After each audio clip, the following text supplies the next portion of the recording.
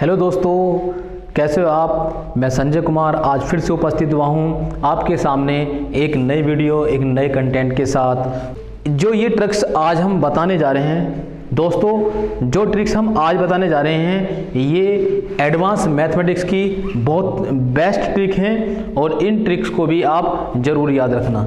मैं ज़्यादा ट्रिक्स की बात नहीं करूँगा, केवल 4 ट्रिक्स आपको आज मैं बताऊँगा, 1 2 3। और ये 4 नंबर की जो हमारी ट्रिक्स है ये करनी से संबंधित ट्रिक्स है। ठीक है, करनी से संबंधित सिर्फ एक ही ट्रिक्स बता रहा हूँ आज। इस पर कैसा भी क्वेश्चन आ जाए इस टाइप का, आप उस क्वेश्चन को कर सकते हैं। फिर नेक्स्ट वीडियो में मैं करनी से संबंधित जो भी ट्रिक्स हैं उन सभी ट्रिक्स का विस्तार पूर्वक वर्णन करके आपको समझाऊंगा दोस्तों। इसलिए आप हमारे चैनल पर बने रहिएगा, हमारे चैनल को सब्सक्राइब कर दीजिएगा। और दोस्तों आइए फिर चलते हैं समय न गवाते हुए। पहली ट्रिक नंबर 1 क्या है, A square minus B square upon A minus B is equal to A plus B. कहने का मतलब ये है कि दोस्तों यदि A square minus B square upon A minus B के तरह से अगर कोई क्वेश्चन मिल जाता है तो उसको सीधा सीधा आपको सम कर देना है, ए और बी दोनों का योग कर देना है, आंसर आपका आ जाएगा। ठीक है, कैसे देखिए क्वेश्चन है ये, इस ट्रिक पर बेस्ड क्वेश्चन है। क्या क्वेश्चन है कि 6 7 8 9 5 इंटू 6 7 8 9 5 माइनस 3 7 8 9 5 इंटू 3 7 8 9 5। ठीक है दोस्तों, अब इसका मतलब क्या है कि ये है 67,895 गुणा 67,895, 37,895 गुणा 37,895। बहुत बड़ी गुणा है, मल्टीप्लाई बहुत बड़ी आएगी। अगर इसको ऐसे करके हम गुणा करने लगे तो बहुत ज़्यादा बड़ा सवाल हो जाएगा।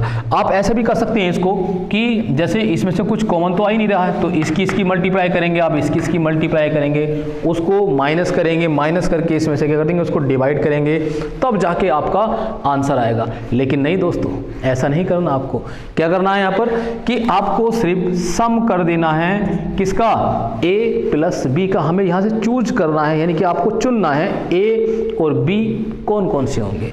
देखो ये और ये सेम है, यानी कि a इसको अगर मान लें तो a इंटू a का स्क्वायर। ठीक है दोस्तों, ऐसे ही b इसको अगर मान लें तो b इंटू b का स्क्वायर। देखो कुछ कुछ इस ट्रिक से मिलता जुलता है ना कि a का स्क्वायर माइनस b का स्क्वायर। बात आती है नीचे a माइनस बी, तो नीचे कैसे बनेगा a माइनस बी। ये कितना है, 30,000 है दोस्तों। अगर आप थोड़ा सा दिमाग लगा लें यहाँ पर तो ध्यान से देखें कि 67,895 से अगर हम 37,895 घटा दें तो कितना बच रहा है, कितना बच रहा है दोस्तों, 30,000 बच रहा है। इसका मतलब 30,000 इन दोनों का माइनस, यानी कि a माइनस बी की जगह 30,000 लिखा हुआ है। तो इसका मतलब a क्या है यहाँ पर, a है यहाँ पर 67,895। दोस्तों b क्या है यहाँ पर, b है 37,895। क्लियर हो गया ना कि a प्लस बी यानी कि दोनों का क्या करता नाम है, सम कर देना। आपको मल्टीप्लाई करने की आवश्यकता ही नहीं होगी, केवल इसको जोड़ देना और इसका आंसर आ जाएगा। दोस्तों कितना हो जाएगा, 5 5 10 हासिल लगा 1। ठीक है, 9 9 18 और 1 19 का 9 फिर हासिल 1, 8 8 16 और 1 17 फिर हासिल 1, 7 7 14 हासिल 1, 15 का 5 हासिल फिर 1। ठीक है, 6 3 9 और 9 और 1 हासिल 10 हो गया।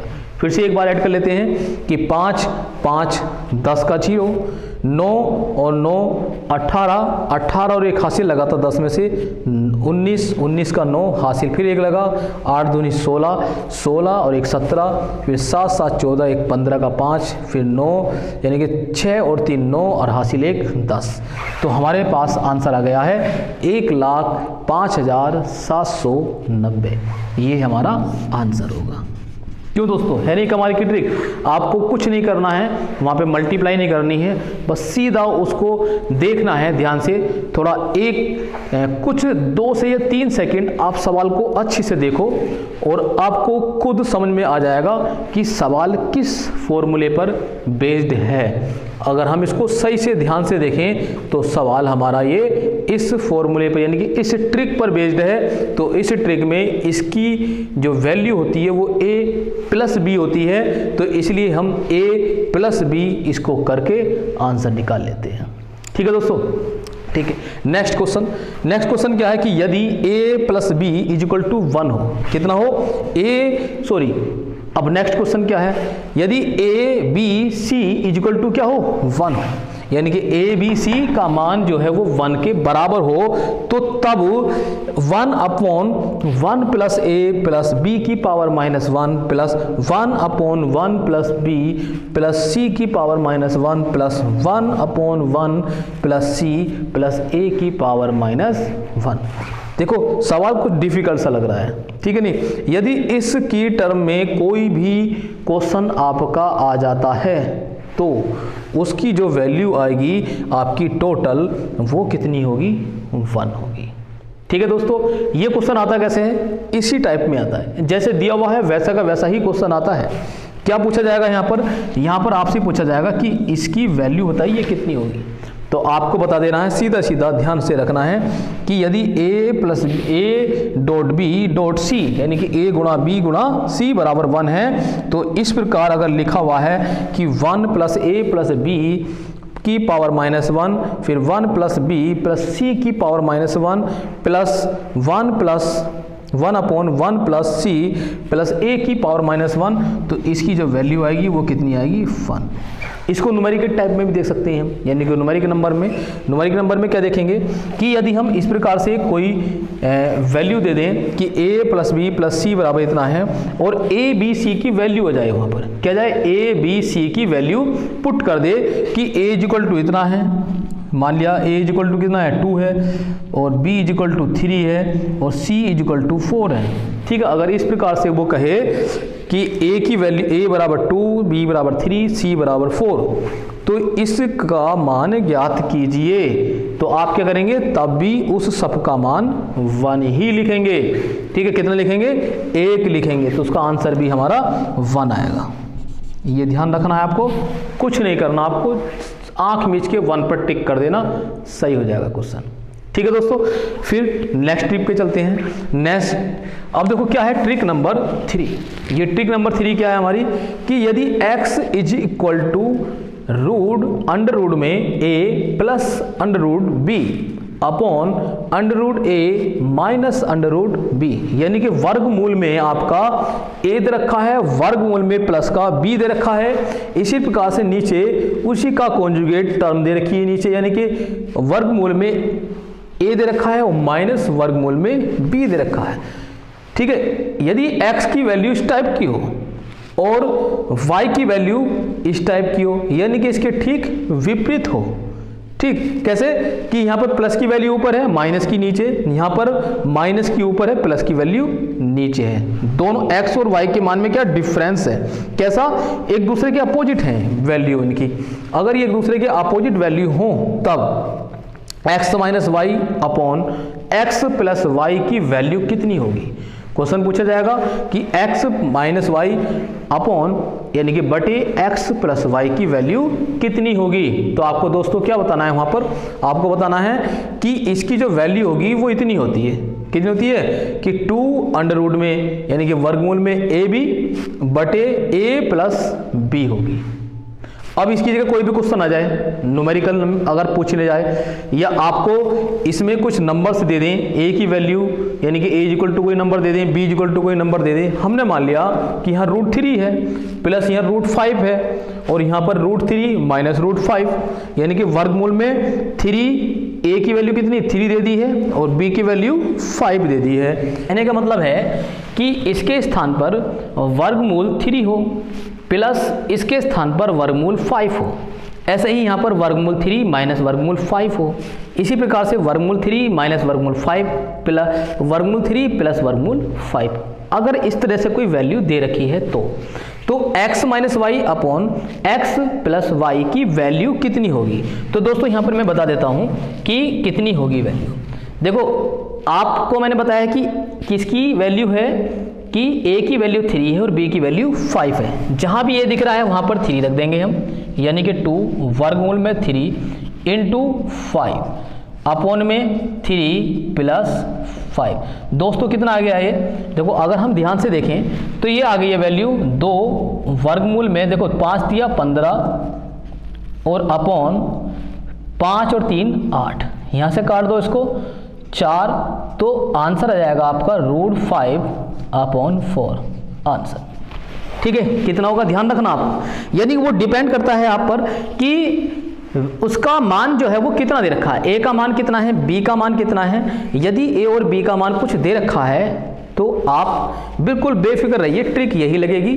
x - y upon x + y की अगर वैल्यू दे रखी है तो यही आपका मान देखना है आपको कि 2 वर्गमूल में ए बी बटे a + b। ए का मान जो भी दे रखा है वो यहाँ पर रख दो, बी का मान यहाँ रख दो, ए का मान बी का मान इसको रख के बस सोल्व करना है, आपका मात्र 5 सेकंड में आंसर आ जाएगा। है नहीं मजे की ट्रिक? ठीक है दोस्तों, फिर नेक्स्ट अब देखो करनी से संबंधित कुछ ट्रिक की बात करते हैं। तो करनी से संबंधित एक ट्रिक की बात करेंगे आज, और बाकी ट्रिक जो हम अपनी नेक्स्ट वीडियो में बताएंगे आपको। तो क्या है ट्रिक नंबर 4 है कि देखो ये वर्गमूल पूरे का वर्गमूल है, इस पूरे के वर्गमूल में p है, फिर इस पूरे के वर्गमूल में p है, फिर इस वर्गमूल के वर्गमूल में यानी कि p इस प्रकार से है। तो ये क्रम जो है वो चलता जा रहा है।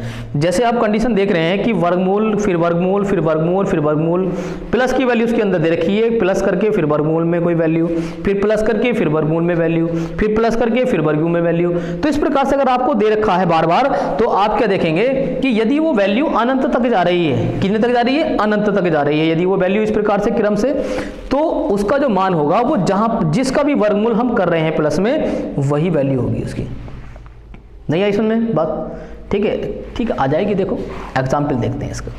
क्वेश्चन क्या है कि मैंने बताया अभी कि यदि ये वर्गमूल के वर्गमूल में अगर कोई वैल्यू दे रखी है, मान लिया कि 30 दे दी, कितनी दे दी? p की जगह 30 वैल्यू, प्लस यहाँ पर p वर्गमूल में फिर 30 30, फिर प्लस फिर वर्गमूल में 30, ऐसी डॉट डॉट डॉट, ये कहाँ तक चल रही है वैल्यू? अनंत तक अगर आपकी वैल्यू ये चल रही है तो इसका मान कितना होगा दोस्तों? आपको बेफिक्र होके जो ये वैल्यू लिख रही है उसी को आंसर बना देना है, यही हमारा आंसर होगा।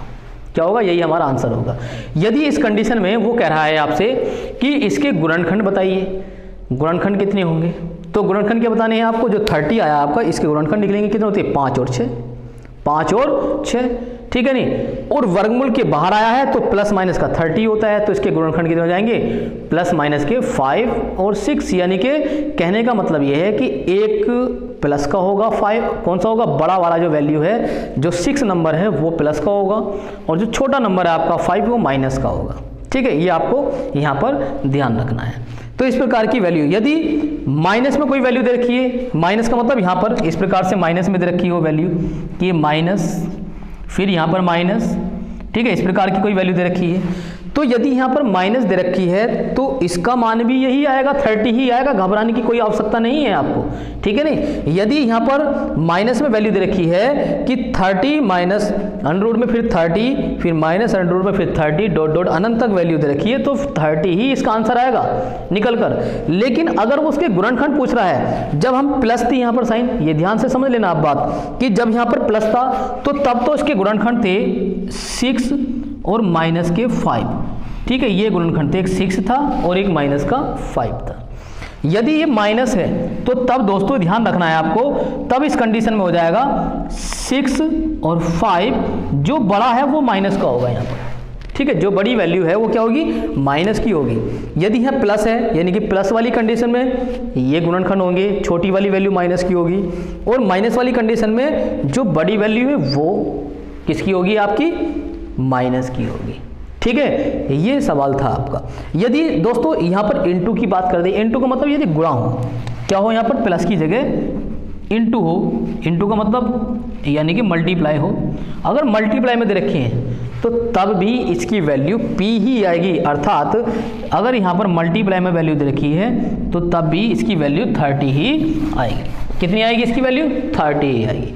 यदि ऐसे सवाल आपको मिल जाते हैं कहीं पर भी किसी भी एग्जाम में, तो आप झट से 2 सेकंड में सवाल को कर दीजिएगा, बिल्कुल बेफिक्र होकर कर देना, आपका आंसर एकदम करेक्ट होगा। ठीक है दोस्तों, है मजेदार वीडियो नहीं? यदि आपको दोस्तों मेरी वीडियो पसंद आई तो प्लीज इसको लाइक कर दें। यदि आपने हमारे चैनल को अभी तक सब्सक्राइब नहीं किया तो प्लीज सब्सक्राइब जरूर कर दें, जिससे कि हमारी जितनी भी वीडियो हैं, जो भी अच्छी अच्छी ट्रिक्स हैं, वो आपके पास पहुंच जाए। ठीक है, उनका नोटिफिकेशन आपके पास पहुंच जाए। धन्यवाद दोस्तों।